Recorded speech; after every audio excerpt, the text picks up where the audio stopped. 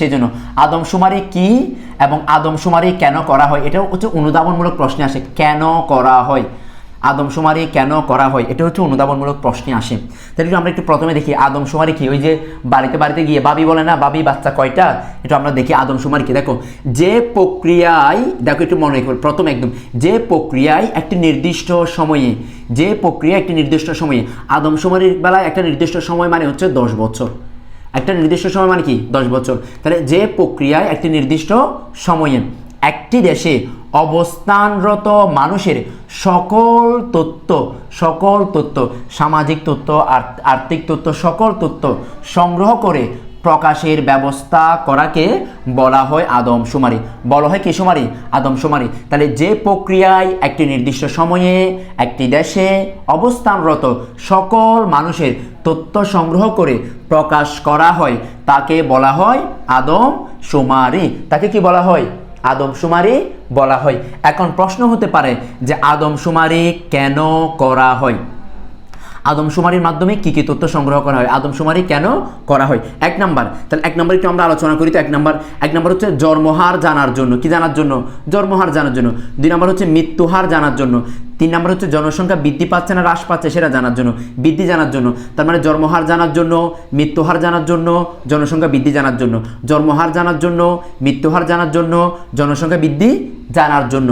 এখন জন্মহার মৃত্যুহার জেনেছো, জানতে হবে সামাজিক বৈশিষ্ট্য, তোমার সামাজিক অধিপতি, সামাজিক আধিপত্যতা কেমন আছে, সামাজিক স্ট্যাটাস কেমন আছে, সামাজিক বৈশিষ্ট্যগুলো জানবে। সামাজিক বৈশিষ্ট্য মানে তোমার হচ্ছে সামাজিক পরিবেশের উপাদান, সামাজিক পরিবেশের উপাদান সমূহ জানবে।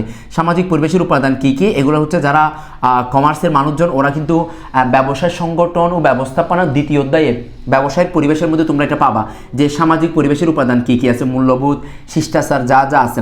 3 নাম্বার হচ্ছে আদমশুমারির মাধ্যমে পরিবারের আয়তন জানা যায় এবং অন্যান্য বৈশিষ্ট্য জানা যায়। পরিবারের আয়তন এবং অন্যান্য বৈশিষ্ট্য জানা যায়। 4 নাম্বার, শুধুমাত্র সামাজিক অবস্থান জানলে হবে না, জানতে হবে অর্থনৈতিক অবস্থা, টাকা পয়সা কেমন আছে, সচ্ছলতা কেমন আছে, সেই বিষয়গুলা জানতে হবে। আচ্ছা, এরপরে 5 নাম্বার তুমি একটা জিনিস খেয়াল করবা, যারা বেকার থাকে তাদের বাচ্চা কাচ্চা বেশি হয়। যারা বেকার থাকে তাদের কি হয়? বাচ্চা কাচ্চা বেশি হয়। কেন হয় এটা আমি জানি না, এটা তুমি চিন্তা করিও। সেজন্য বেকারত্বের হার জানার জন্য, কি জানার জন্য? বেকারত্বের হার জানার জন্য। আচ্ছা, এরপরে 6 নাম্বার হচ্ছে বয়স কাঠামো সম্পর্কে তথ্য সংগ্রহের জন্য, বয়স কাঠামো সম্পর্কে তথ্য সংগ্রহ করার জন্য। সেই সাথে 7 নাম্বার স্বাস্থ্য, তোমার স্বাস্থ্যের কি অবস্থা, পুষ্টিকর খাবার দাবার খাচ্ছ কিনা সেগুলো জানার জন্য। তাহলে স্বাস্থ্য এবং পুষ্টি জানার জন্য। 8 নাম্বার হচ্ছে অভিবাসন করার জন্য। কি জানার জন্য? অভিবাসন জানার জন্য। অভিবাসন মানে হচ্ছে তুমি মনে করো বিয়ের পরে বউ নিয়ে হানিমুন করতে যাবা না, হ্যাঁ ওইটা আর কি। অভিবাসন হচ্ছে ওইটা, আসলে ওইটা না। অভিবাসন হচ্ছে নিজ দেশ থেকে অন্য দেশে স্থায়ীভাবে বসবাসের জন্য, অথবা অন্য দেশ থেকে আমার দেশে। ওই যে তুমি দেখো না মাঝে মধ্যে পত্রিকায় আসে, তোমার হচ্ছে নিউজ টিভি নিউজ আছে, রাজশাহীর মেয়ে চট্টগ্রামের মেয়ের প্রেমের টানে রাশিয়া থেকে চলে আসছে দেশে। তাহলে এই হচ্ছে অভিবাসন, যে স্থায়ীভাবে চলে আসে। তোমরা আবার যাইও না, তোমরা প্রেমের টান ইংল্যান্ডে যাইও না, আমেরিকা যাইও না, তোমরা নিয়ে আসবা, যাওয়ার দরকার নেই। তাহলে এটা হচ্ছে অভিবাসন। এটা কি? অভিবাসন। অভিবাসন মানে হচ্ছে আমার দেশ থেকে অন্য দেশে যাওয়া, অন্য দেশ থেকে আমার দেশে আসা, এটা হচ্ছে অভিবাসন। তার মানে এই সবগুলো তথ্য আমি জানতে পারবো কিসের মাধ্যমে? আদমশুমারির মাধ্যমে। আর এই সবগুলো তথ্য সংগ্রহ করা হয় আদমশুমারির মাধ্যমে। এখন অনুধাবনমূলক প্রশ্নে প্রথমে হচ্ছে ডেফিনেশন দিবা, এরপর এই বৈশিষ্ট্যগুলো লিখলে তোমাকে 2 টিচারে দিতে বাধ্য, একদম 1 নাম্বারও কি দিবে না, কম দিবে না। আশা করি বিষয়টা তোমরা বুঝতে পেরেছো, কারোর মধ্যে জটিলতা থাকবে না। সো আমি এরপরে আলোচনা করব এর বাইরে আমাদের আর কি কি বিষয় জানতে হবে, সেই বিষয়গুলো একটু আরো বিস্তারিত আলোচনা করি। আচ্ছা দেখো, এখান থেকে একটা এমসিকিউ তুমি নিশ্চিত থাকো, এখান থেকে একটা এমসিকিউ তুমি নিশ্চিত থাকো যে এমসিকিউ এখান থেকে আসবে, এবং বিশ্ববিদ্যালয় ভর্তি পরীক্ষাও থাকে। একটু দেখো, প্রথমে আদমশুমারি পদ্ধতিগুলো নিয়ে একটু আমরা আলোচনা করি। প্রথমে দেখো, বাংলাদেশ 1971 সালে আমরা দেশ স্বাধীন করি। 1900 কত সালে? 71 সালে আমরা দেশ স্বাধীন করি। 1971 সালে দেশ স্বাধীন করি। আর 1974 সালে সর্বপ্রথম বাংলাদেশে আদমশুমারি হয়। তার মানে 71 সালে দেশ স্বাধীন হয়, আর 74 সালে, কত সালে? 1974 সালে বাংলাদেশে প্রথম আদমশুমারি হয়। কোন শুমারি? আদমশুমারি হয়। তাহলে আদমশুমারি শব্দটি বাংলাদেশে প্রথম নাজিল হয়। প্রথম কি হয়? নাজিল হয়। কত সালে? 1974 সালে। তাহলে বাংলাদেশে প্রথম আদমশুমারি হয় 1974 সালে। এটা মজার বিষয় আছে। 2013 সালে বর্তমান প্রধানমন্ত্রী তোমার হচ্ছে মাননীয় সংসদে দাঁড়িয়ে সেই আদমশুমারির আইনের মাধ্যমে আদমশুমারি শব্দটা পরিবর্তন করে 2013 সালে সেই শব্দটার নাম রাখা হয় জনশুমারি। কি শুমারি? জনশুমারি। তার মানে একটু খেয়াল করো তো 1974 সালে আদমশুমারির শব্দটার জন্ম হয়। আর আদমশুমারি শব্দটার মৃত্যু হয় 2000 কত সালে? 13 সালে। তাহলে 1974 সালে আদমশুমারি শব্দটার জন্ম হয়, আদমশুমারি শব্দটার মৃত্যু হয় কত সালে? 2013 সালে। আবার 2013 সালে আদমশুমারি শব্দের মৃত্যু হয়ে নতুন শব্দের জন্ম হয়, তার নাম হচ্ছে জনশুমারি। কিন্তু আসলে আদমশুমারি যেই কথা, জনশুমারি একই কথা। আদমশুমারি যেই কথা, জনশুমারি একই কথা। আগে কম্পিউটারে হিসাব করা হতো না, কম্পিউটারে হিসাব রাখা হতো না। এখন জনশুমারিতে সবকিছু কম্পিউটারের মাধ্যমে কি করা হয়? হিসাব করা হয়। তার মানে বাংলাদেশে প্রথম 1974 সালে আদমশুমারি করা হয়। এরপরে 10 বছর এরপরে দেখো 81তে একবার করা হয়, 91 একবার করা হয়। তাহলে 74, 81, 91, 74, 81, 91, 74, 81, 91। তার মানে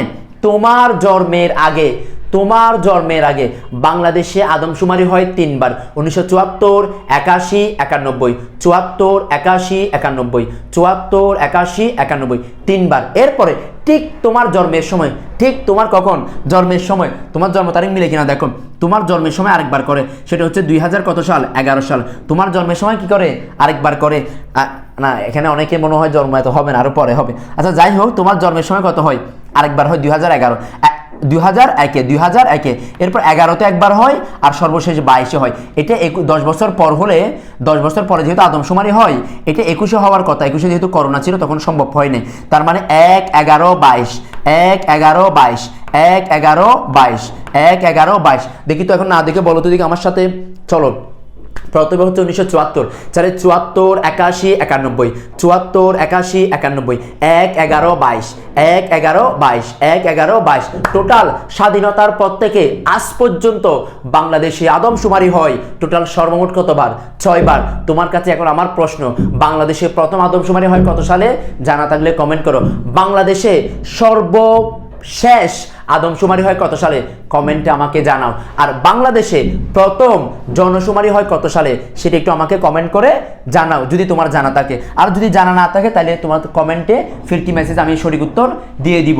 সো আশা করছি এই বিষয়টা তোমরা সম্পূর্ণ বুঝতে পেরেছো, এটা নিয়ে আর কোনো ডাউট থাকবে না। এবং এখান থেকে কিন্তু এমসিকিউ আসবে, বিশ্ববিদ্যালয় ভর্তি পরীক্ষা সহ প্রতিটা জায়গায় এখান থেকে তোমার কি থাকে?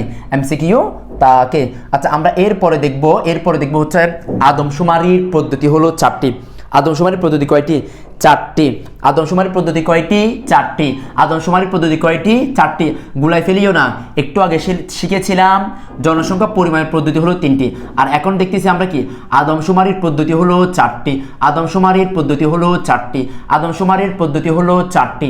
আদমশুমারির পদ্ধতি হলো 4টি। এক নাম্বার প্রত্যক্ষ গণনা। 2 নাম্বার পরোক্ষ গণনা। 3 নাম্বার প্রকৃত গণনা। 4 নাম্বার বৈধ গণনা। তাহলে গণনা শব্দটা বাদ দাও, এভাবে মনে করো প্রত্যক্ষ, পরোক্ষ, প্রকৃত, বৈধ। প্রত্যক্ষ, পরোক্ষ, প্রকৃত, বৈধ। প্রত্যক্ষ, পরোক্ষ, প্রকৃত, বৈধ। প্রত্যক্ষ, পরোক্ষ, প্রকৃত, বৈধ। তাহলে জনসংখ্যা পরিমাপের পদ্ধতি কয়টি? 4টি। প্রত্যক্ষ, পরোক্ষ, প্রকৃত, বৈধ। প্রত্যক্ষ, পরোক্ষ, প্রকৃত, বৈধ। এখান থেকে তেমন কিছু জানতে হবে না, এমসিকিউ কোয়েশ্চেন আসবে, এই এমসিকিউ কোয়েশ্চেনগুলো জানলেই হয়ে যাচ্ছে। দেখুন প্রত্যক্ষ গণনা, আমি একটু দুষ্টামি ছলেই বলি, ওই যে বাড়ি যেটাই বললাম যে বাবি বাচ্চা কয়টা আসতে পারে, কয়টা প্রসেসিংয়ে আসে, এটাই হচ্ছে প্রত্যক্ষ গণনা। বাড়ি গিয়ে গুনবে আর হচ্ছে অফিসিয়ালি গণনা করবে। কিভাবে? অফিসিয়ালি গণনা করবে, বাড়ি গিয়ে গোনা বা অফিসিয়ালি গণনা করা, এটা হচ্ছে প্রত্যক্ষ গণনা। আর পরোক্ষ গণনা হচ্ছে ডাকযুগে বা সংবাদদাতার মাধ্যমে। ডাকযুগে বা কিসের মাধ্যমে? সংবাদদাতার মাধ্যমে। ডাকযুগে বা সংবাদদাতার মাধ্যমে। এটা হচ্ছে দক্ষ ব্যক্তিবর্গ দিয়ে, দক্ষ স্টাফ কর্তৃক বা দক্ষ ব্যক্তিবর্গ দিয়ে এটা গণনা করা হবে ডাকযুগে বা সংবাদদাতার মাধ্যমে, সেটা হচ্ছে পরোক্ষ গণনা। আর প্রকৃত এবং বৈধ একটা মজার জিনিস আছে, প্রকৃত এবং বৈধ। ওই যে মনে করো রাজশাহীর ছেলে চট্টগ্রামের মেয়ে, এখন রাজশাহীর ছেলে চট্টগ্রামের মেয়ে, চট্টগ্রামের মেয়ে প্রেমের টানে এখন রাজশাহীতে, পত্রিকা কিন্তু এগুলো আসে, চট্টগ্রামের মেয়ে প্রেমের টানে কোথায়? রাজশাহীতে। তাহলে মেয়ে ছিল চট্টগ্রামের, চলে গেছে কোথায়? রাজশাহী।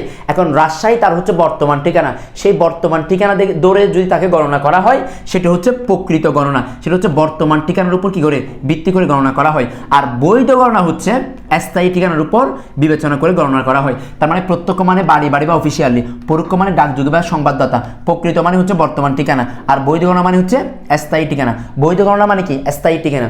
যেমন তোমরা অনেক সময় ফর্ম পূরণ করো না, ওখানে বর্তমান ঠিকানা থাকে, স্থায়ী ঠিকানা থাকে, তাহলে বর্তমান ঠিকানা হলে সেটা হবে প্রকৃত, আর স্থায়ী ঠিকানা হলে সেটা হবে কি? বৈধ গণনা। আশা করি তোমরা সবাই বিষয়টা বুঝতে পেরেছো। যদি কোনো কিছু বুঝতে অসুবিধা হয় অবশ্যই কমেন্টে আমাকে জানাইও, আমি অবশ্যই